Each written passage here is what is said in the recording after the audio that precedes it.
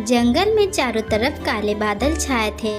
सभी पक्षी अपने अपने घोंसले में खड़े थे। अरे माँ, आप इस तरह परेशान क्यों हो? आओ मेरे पास, यहाँ घोंसले में आराम से बैठो। देखो मौसम खराब हो रही है, अभी बारिश शुरू होगी। बारिश का मौसम कितना अच्छा लगता है। बेटा, हर साल की ये बारिश हम पक्षियों के लिए कुछ न कुछ मुसीबत लेकर आती है। घर में एक भी दाना नहीं है और लगता है कि ये बारिश काफी दिनों तक चलने वाली है। मैं पहले आपके लिए कुछ भोजन लेकर आती हूँ।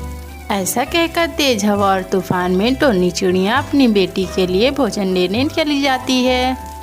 काफी दूर जाने के बाद उसे कुछ दाने दिखाई देते हैं। वे उस दाने को लेकर जल्द ही अपने घर वापस लौट आती है। ये लो बेटा, तुम सुबह से भूखी थी, तुम इस दाने को खा लो। थोड़े बहुत दाने बचेंगे तो हमें कल काम देंगे। पता नहीं ये बारिश कब तक चलेगी, कोई पता नहीं। फिर टोनी चिड़िया और उसकी बेटी आराम से दाना खाकर सो जाते हैं। इस पूरी रात होती है। टोनी चिड़िया उठती है तो देखती है कि सुबह हो गई, लेकिन बारिश खुली ही नहीं। इसी तरह 2 दिन गुजर जाते हैं और बारिश लगातार होती रहती है। अब तो घर में खाने को भोजन का एक दाना भी नहीं है। मेरी बच्ची कल से भूखी है, पता नहीं मैं उसके लिए कुछ भोजन ला भी पाऊंगी या नहीं। माँ, मुझे बहुत जोरों की भूख लगी है। कल से तुमने मुझे भोजन का एक भी दाना नहीं ला कर दिया। मेरी बच्ची देखिए, बारिश खुलने का नाम नहीं ले रही। इतनी जोरों से बारिश हो रही कि जंगल में चारों तरफ पानी ही पानी भरा है। अब मैं ऐसे में भोजन कहाँ से ढूंढूं? एक काम करती हूँ, मैं लूजी कबूतर के पास जाकर देखती हूँ। अगर उसके पास कुछ भोजन के दाने होंगे तो मैं उससे ले आऊंगी। ऐसा कहकर टोनी चिड़िया तेज बारिश में लूजी कबूतर के पास चली जाती है। अरे टोनी बहन, इतनी तेज बारिश में तुम यहाँ क्या कर रही हो?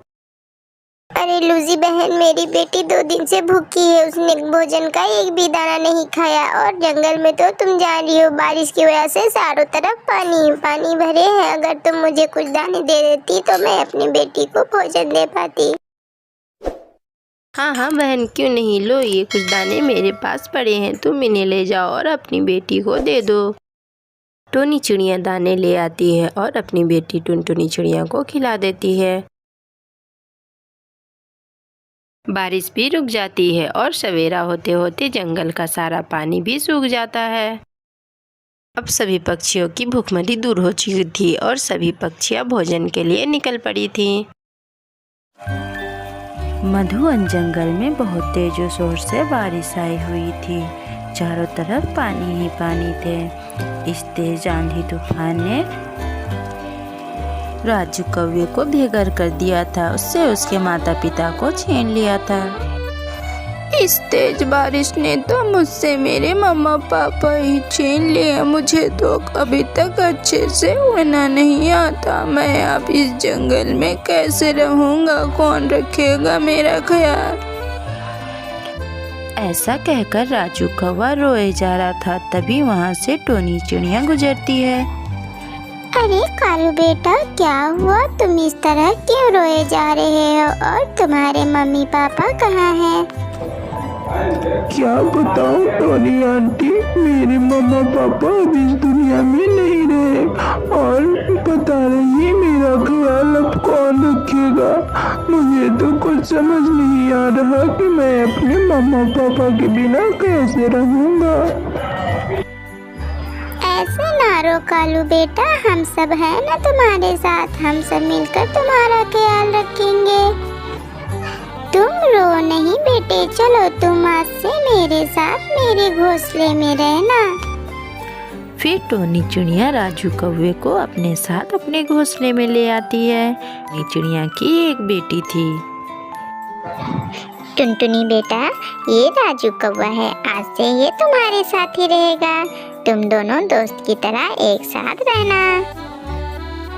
अरे मम्मा, ये तो आपने बहुत अच्छा किया। मुझे तो अकेले बिल्कुल भी दिल नहीं लगता था। अब मैं अपने राजू दोस्त के साथ जंगल घूमने जाया करूंगी और साथ में खेलूंगी भी।